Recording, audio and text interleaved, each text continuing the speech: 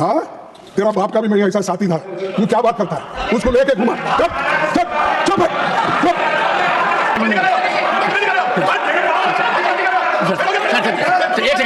मैं जानता हूं लोग हमारे कम्युनिस्ट के साथी शुरू से ऐसे हैं, ये ज्यादा उत्तेजित हो जाते हैं क्योंकि बहुत कम रह गए हैं। मैं बिल्कुल, आप करिएगा ना, डाटा के साथ आप बात करिएगा, मेरी बातों का जवाब आप दीजिएगा। कैसे ऐसे व्यक्ति का विश्वास कर सकते हैं? नहीं, नाम नहीं ले सकते आप, सदन में बहुत दिन हो गए, नाम नहीं ले सकते। हे भारत के राम जगों में तुम्हें जगाने आया हूँ, स्वधर्मों का धर्म एक बलिदान बताने आया हूँ। जय जय श्री राम। राम राम मित्रों, शेखर की बात लाइव में आप सबका स्वागत है। मित्रों, आज की वीडियो में हम लोग देखने वाले हैं कि सदन में किस प्रकार से कांग्रेस अध्यक्ष मल्लिकार्जुन खड़गे की लताड़ लगी है। मल्लिकार्जुन खड़गे कांग्रेस अध्यक्ष भले हैं, लेकिन उनकी अपनी कोई हैसियत नहीं है। सोनिया गांधी और राहुल गांधी के इशारे पर देश का अपमान हो, संवैधानिक संस्थाओं का अपमान हो और खास तौर से सनातन धर्म के अपमान की जब बात आती है तो मल्लिकार्जुन खड़गे एक कदम आगे होते हैं। लेकिन इनकी इस बेहूदगी पर पूर्व प्रधानमंत्री चंद्रशेखर जी के पुत्र ने सदन में जिस प्रकार से मल्लिकार्जुन खड़गे, सोनिया और राहुल की लताड़ लगाई है, देखने लायक है। पूरा वीडियो आप लोग अंत तक देखिए। चलिए हम लोग चलते हैं मेन वीडियो पर। आपने क्या कहा था मोदी जी? मोदी जी ने कहा था रुपए अस्पताल में है। हाँ, तेरा बाप का भी मेरे ऐसा साथी था। तू क्या बात करता है? उसको लेके घुमा। चुप चुप चुप चुप चुप। Honorable members, honorable members.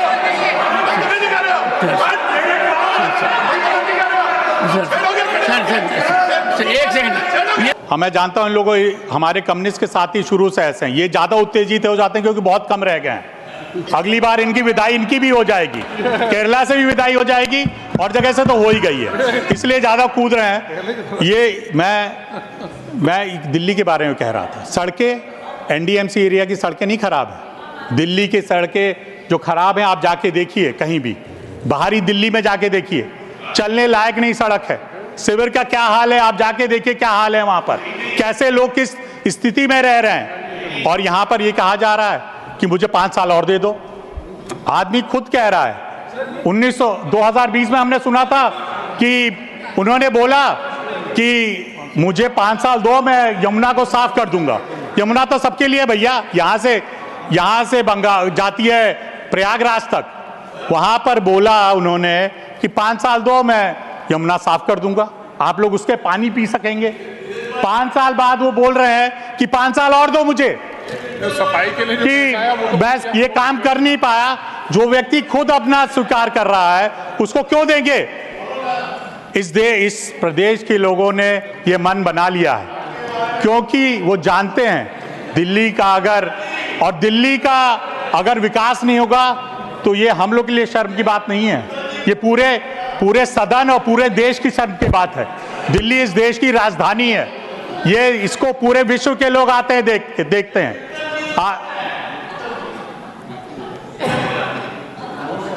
वो समझ रहे हैं, वो इसलिए बोल नहीं रहे हो, जानते हैं सच्चाई को।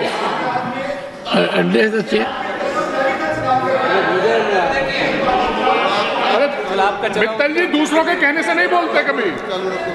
मैं यही बात कह,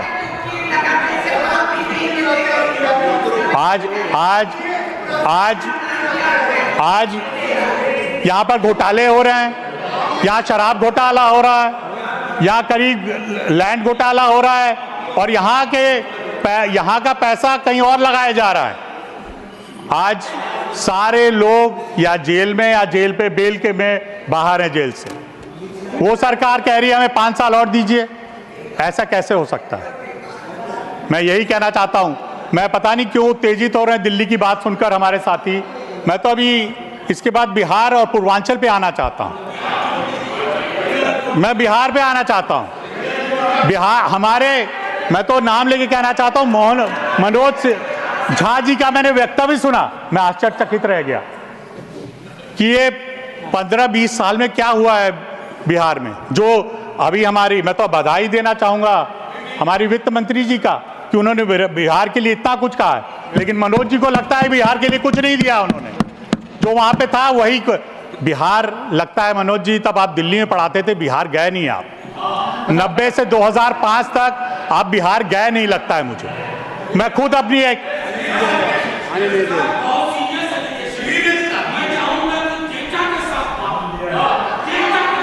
मैं बिल्कुल डेटा के साथ आप बात करिए, आप बात करिएगा, मैं आपको बात बाद में करूंगा। 90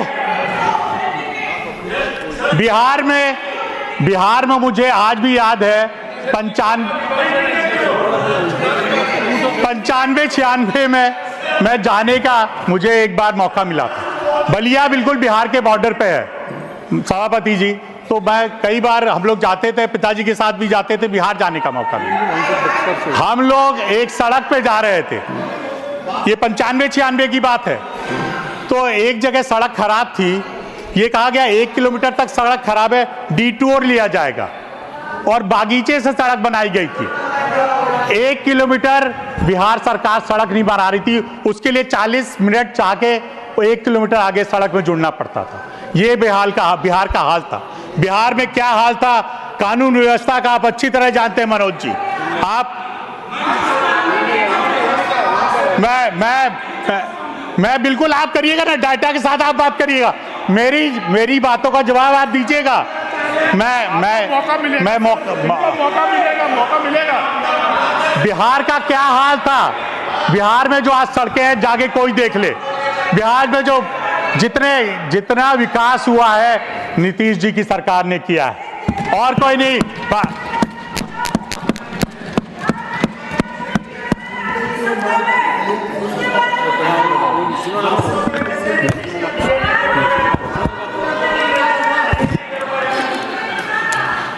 ये बात सही है,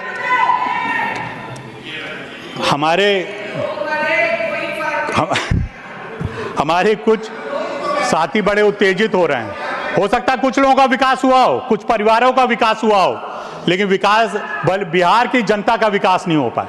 मैं सिर्फ बिहार की बात नहीं कर रहा हूं, मैं पूर्वांचल की बात कर रहा हूं, जिनके लिए बड़े लुभावने भाषण आज दिल्ली में दिए जा रहे हैं पूर्वांचली लोगों के लिए, हम भी उसके आते हैं। मुझे आज भी याद है कोविड के समय में मैं खुद उस चीज का गवाह हूं। यहां से कहा जा रहा था पूर्वांचली को वापस भेजो, यहां पर कोविड वो बढ़ा रहे हैं दिल्ली में। आज आपको उनका वोट चाहिए तो आप उनके लिए खड़े हैं। आज जब उनको उत्तर प्रदेश और बिहार के लोगों को यहां से भेजा जा रहा था तब आप लोग ने कुछ नहीं उसके ऊपर कहा, लेकिन ये आज घड़ियाली आज मैं यही कह रहा हूं, आज घड़ियाली आंसू बहाए जा रहे हैं कि आप कह रहे हैं क्योंकि हम उनके लिए काम करेंगे। आज जो पूर्वांचली यहां रह रहे हैं, किस पीड़ा में रह रहे हैं, ये सरकार जो वहां पर उपस्थित है अभी दिल्ली में, उनको वो पीड़ित करती है हमेशा। और जब वोट लेना होता है, आप हमारे भाई हैं, आप हमारे साथ रहिए, हम आपकी मदद करेंगे।